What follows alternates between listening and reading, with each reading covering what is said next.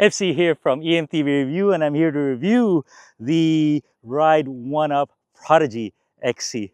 It is so special that it kind of gives me insight on why a lot of bike companies are having financial difficulty at the moment.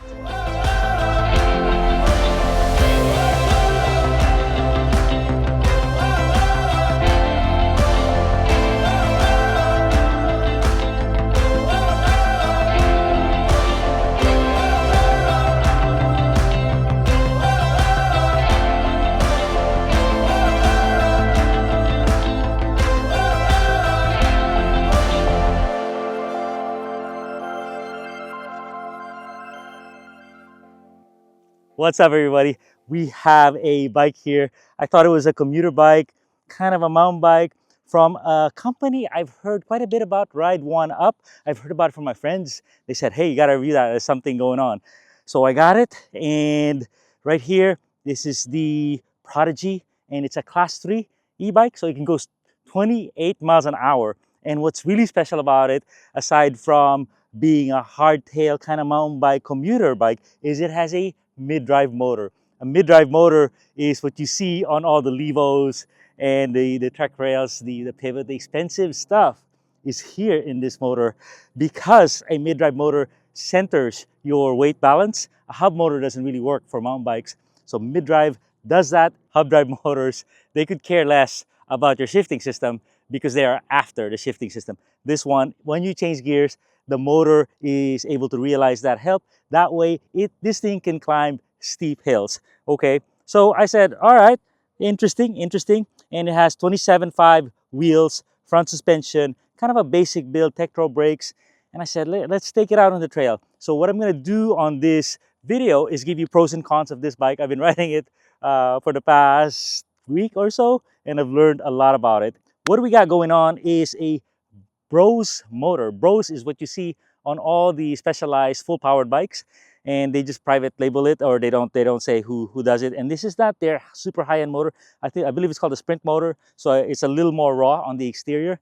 And I said, okay, cheap Bros, but we'll see what happens. 85 Newton meters, 500 watt-hour battery right here, and it has a torque sensor, obviously. The main thing I wanted to test right away is how good is it, how smooth is it, how quiet is it, and how can it climb the hills. And that's what I've just discovered today. Hopefully I'll give you some footage. Smoothness, bar none. It's as smooth as a Levo. Smoother than a Shimano E8000, maybe like the EP8s. I didn't hear a rattle, so I'm not sure. I don't think there's a rattle because it's probably belt driven as well. Smooth, A+.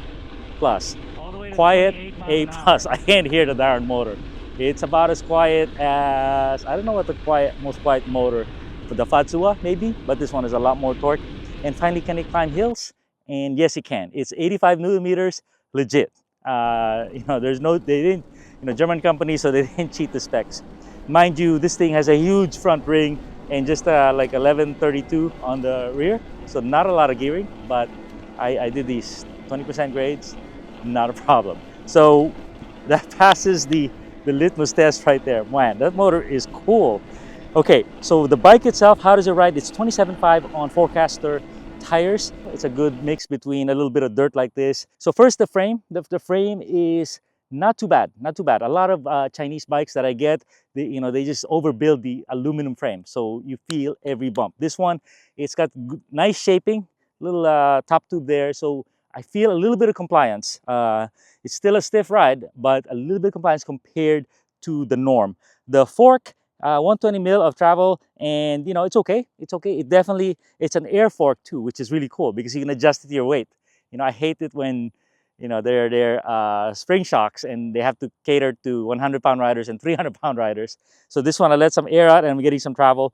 Now there is a top out. When it comes back, uncontrolled rebound. You hear if you jump, it's gonna pop, as it returns. So there's something there. Okay, the brakes are awesome.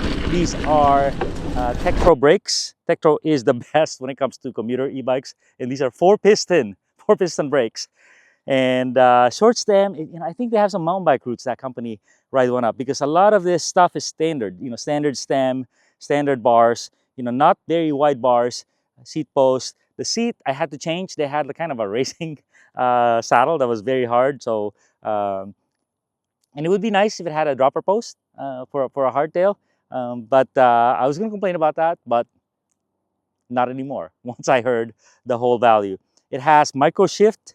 That's a brand of shifting, so very good shifting, and it has a detection, shift detection. So it shuts off the motor, yeah, for milliseconds while you're shifting. At first, I was like, kind of a so-so bike for three grand. You know, it's okay. But then when I heard the price, I go, if it's under, that's why when I said if it's under 2,500, that would be pretty darn good. But I saw the price; it was like 1,900, and then the price today, you know, with the overstock and inventory supply issues, is like 12.99. 12.99 is like, and Ride1up is a legit company. They have U.S. representation. They have PR firms. They sent some guys to the factory in China, I believe. And man, you know, they are proud of their operation, their assembly and their quality control. So, and their packaging as well. So very good setup right there. So 27.5 wheels right there. I said, why not 29? But really, you know, at this rate, it really doesn't matter. Just put the tires that you want. You have assist anyway. Good robust kickstand, nice pedals. So basically, it's a well-sorted package. Nothing really going on with it. And the only issue really is, you know, the price. And the price at 12.99 or 11.99 is absolutely insane. So something about, you know, that's kind of the bottom line. Nice light system as well, 800 lumen, I believe. Okay, so what's not so good? What's not so good is if you're gonna, I would say it'll be nice to have a dropper post because it is a stiff ride. Also, they have that shift detection mechanism which shuts off the motor. You know, that really shouldn't be there. You know, um, that makes it inappropriate for mountain biking because every time you're in a hill, you have to shift and the motor will shut off momentarily and that ruins your momentum. So luckily, it's easy enough to take off. You can just put a cable replacement for that shift and it should fit all well in there. Another thing is just a setup thing.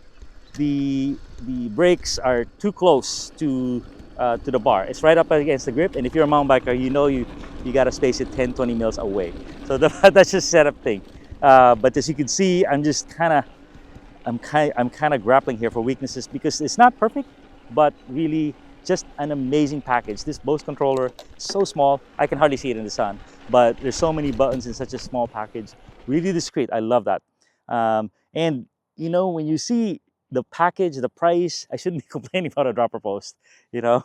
But those are the things you can do to get this ready for your trail adventures. And mind you, it's a class 3 bike, so great for commuting, 28 miles an hour, so quiet. You can put up rear rack and another thing. So worth checking out, And I hope you enjoyed the video.